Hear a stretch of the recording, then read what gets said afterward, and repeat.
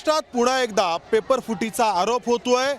जे विद्यार्थी जे परीक्षार्थी पुढे जाऊन महाराष्ट्रामध्ये संशोधन करणार होते किंवा त्यासाठी इच्छुक आहेत अशा विद्यार्थ्यांना अशा स्वरूपामध्ये आंदोलन करावं लागतंय। आणि हे चित्र फक्त पुण्यात नाही तर नागपूर, मुंबई यासारख्या इतर शहरांमध्ये देखील पाहायला मिळतंय।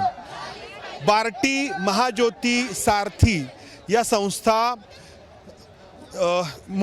जे काही उच्च शिक्षण आहे, PhD आहे किंवा संशोधन आहे, या संशोधनासाठी फेलोशिप विद्यार्थ्यांना देण्यात यावी यासाठी योजना आखण्यात यावी, यासाठी या सगळ्या संस्थांची निर्मिती करण्यात आली। मात्र जी काही आज परीक्षा घेण्यात येणार होती त्या परीक्षेच्या आधीच पेपर फुटल्याचा आरोप या विद्यार्थ्यांकडून करण्यात आला आणि त्यानंतर हे जे विद्यार्थी आहेत, परीक्षार्थी आहेत, हे परीक्षार्थी अशा स्वरूपामध्ये आंदोलनाला बसलेले आहेत। पुण्यातील AISMSच्या मैदानावरती आम्ही आहोत आणि अनेक परीक्षार्थी महिला आहेत ज्यांची काही महिन्यांची बाळं आहेत। ही बाळं घेऊन या महिला या परीक्षेसाठी इथे आल्या।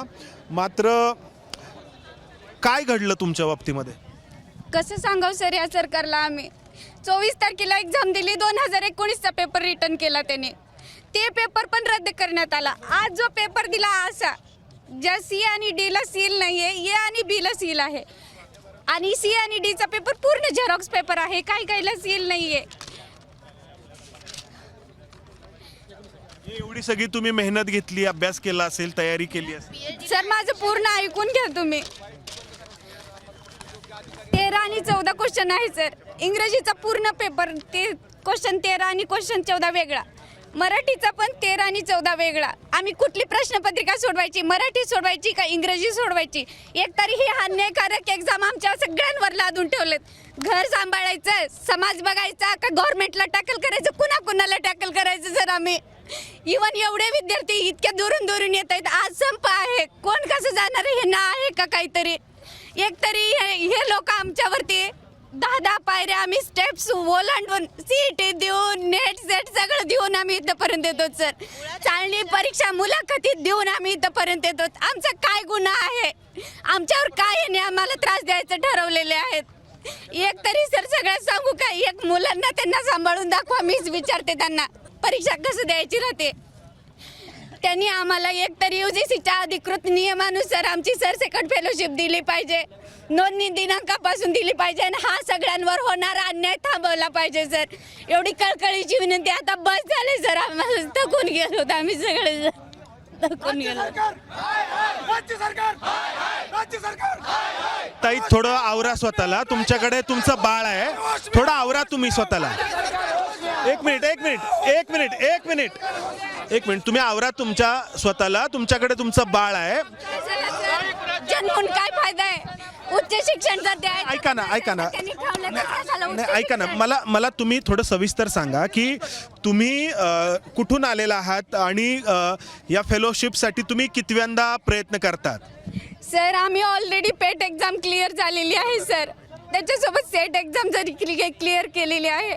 इवन मुलाखत द्या, तिथली पायऱ्या ओलांडा, तिथे सगळ्या चालण्या परीक्षा द्या, तेवढं होऊन आम्ही सिनॉप्सिस कन्फर्म करून RRCची मुलाखत पूर्ण करून आम्ही इथंपर्यंत येतो सर। नगरहून येणं जाणं एवढं सोपं आहे का? तुम्ही अहमदनगरवरून आलेला? हो सर। किती महिन्यांचं आहे बाळ? हा 1 वर्षाची मुलगी आहे सर। माझ्या मुलाची, एका मुलाची सर्जरी झाली आहे। आझाद मैदानावर आंदोलन करताना माझ्या मुलाची सर्जरी झालेली होती, तरी आम्ही बसलो सर। आमचं काय चुकलाय सर? सगळ्यांनी सांगा तुम्ही आम्हाला। सांगा की तुम्हाला जर फेलोशिप मिळाली तर ती किती मिळणार आहे? म्हणजे एका वर्षाला किती, काय त्याचा क्रायटेरिया ठरलेला आहे? सर मंथली आम्हाला 37,000, नवीन नियमानुसार 37,000 आम्हाला देणार आहेत GRF आणि SRF ते कन्वर्ट होऊन देतील सर। पण ते सुद्धा द्यायला त्यांना आनाकानी करत आहेत, टाळाटाळ करत आहेत। काय प्रॉब्लेम आहे सर? एक तरी सगळ्यात संशोधनाचा ना महाराष्ट्रात 0.8% आहे सर संशोधनकर्त्यांचा। तर आपल्याकडे उच्च शिक्षणामध्ये म्हणजे आपण म्हणजे बोंब आहे म्हटलं तरी सुद्धा अतिशयोक्ती ठरणार नाही। आणि जे विद्यार्थी, जे परीक्षार्थी हे करू पाहतायत त्यांना जर अशा या सगळ्या नियमांच्या आडून जर अडवलं जात असेल तर तुम्ही कुठून आलेला आहात? मी सासवडवरून आलेले आहे आणि माझं नाव भावना जगताप आहे। मी भरडधान्यावरती माझं संशोधन चालू आहे, जे की आता खूप महत्त्वाचा विषय आहे। आणि 2 वेळा सर आम्ही दिलेली आहे पेपर. 23 डिसेंबरला सुद्धा आमच्या बरोबर खूप मोठी थट्टा केली. 2019चाच पेपर आम्हाला मिळाला होता आणि आत्ता सुद्धा सर काही पेपरला सील आहेत तर काही पेपरला सील सुद्धा नाही आहेत. म्हणजे का आमच्यासोबत हे थट्टा मांडली? आम्ही म्हणजे चूक करतोय का काय असं वाटायला लागलं आता. नियमाबाहेर आणि ही परीक्षा आमच्यावर अक्षरशः लादली गेलेली आहे सर. तुमचा कोणता विषय आहे? Organic chemistry. सर मुळात आम्ही PhDला ॲडमिशनच एंट्रन्स एक्झाम देऊन देतो, मग एवढ्या चाळण्या कशासाठी लावायच्या? 24 डिसेंबरला जो पेपर घेण्यात आला तेव्हा सुद्धा किती विद्यार्थी आहात किंवा परीक्षार्थी आहात? सारथीचे जे विद्यार्थी ते 1329 आहे, बार्टीचे 664 आहेत आणि महाज्योतीचे मला वाटतं 1384 विद्यार्थी आहेत. एवढ्या सगळ्या विद्यार्थ्यांना सर सकट फेलोशिप मिळालीच. सगळे मिळून 4,500 ते 5,000च्या आसपास हे सगळे विद्यार्थी आहेत.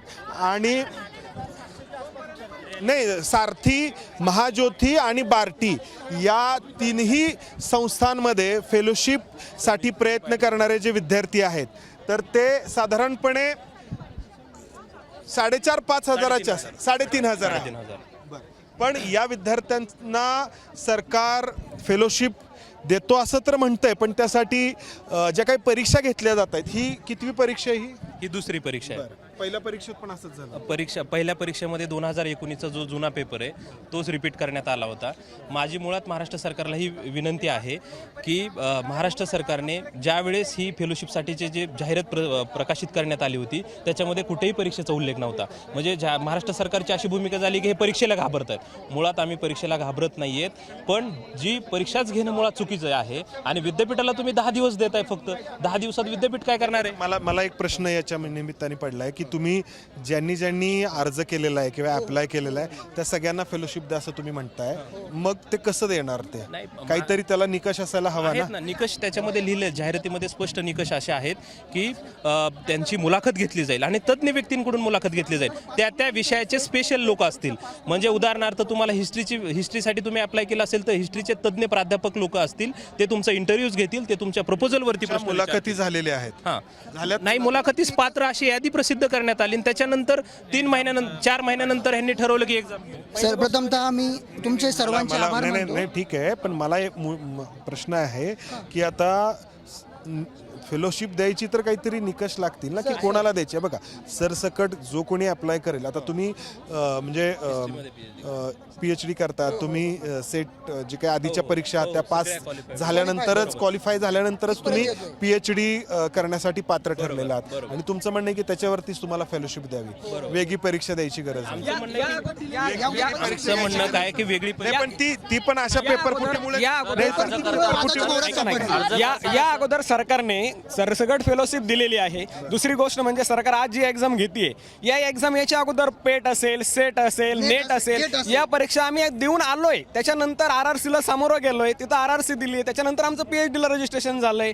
ती सर्व बरोबर आहे. नाही, हे मला समजलं. एकच मिनिटं मला समजलंय. फक्त आता मला एकच सांगा की आता तुम्ही म्हणता की तुम्ही ऑलरेडी परीक्षा देऊन आलात, आता परीक्षेची गरज नाही आहे. आता मग जेवढे लोक अप्लाय करतील, आता तुमच्यासारखे बरीच आहेत विद्यार्थी, त्या सगळ्यांना देता येईल का? ज्यावेळेस सरकारने ही जी जाहिरात आली होती त्यावेळेस परीक्षेचा कोणतेही निकष किंवा तितकी अट त्यांनी घातलेली नव्हती, फक्त मुलाखतीची अट होती.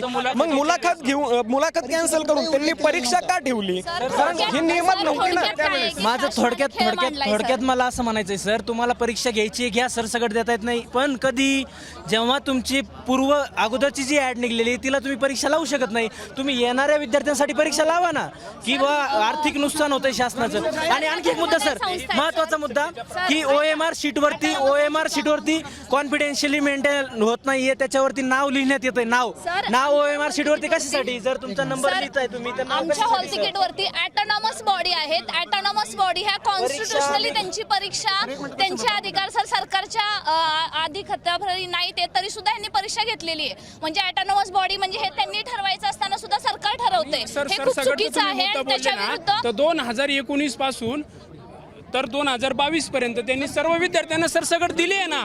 प्रश्नात असा गोंधळ आहे सर, प्रश्नपत्रिकाला सील नसलं तर उघडू नका, रिटर्न करा. माझीला सील नाही, मी रिटर्न केलं 5 मिनिटामध्ये. त्याच्यानंतर त्यांनी मला बाहेर काढून दिलं.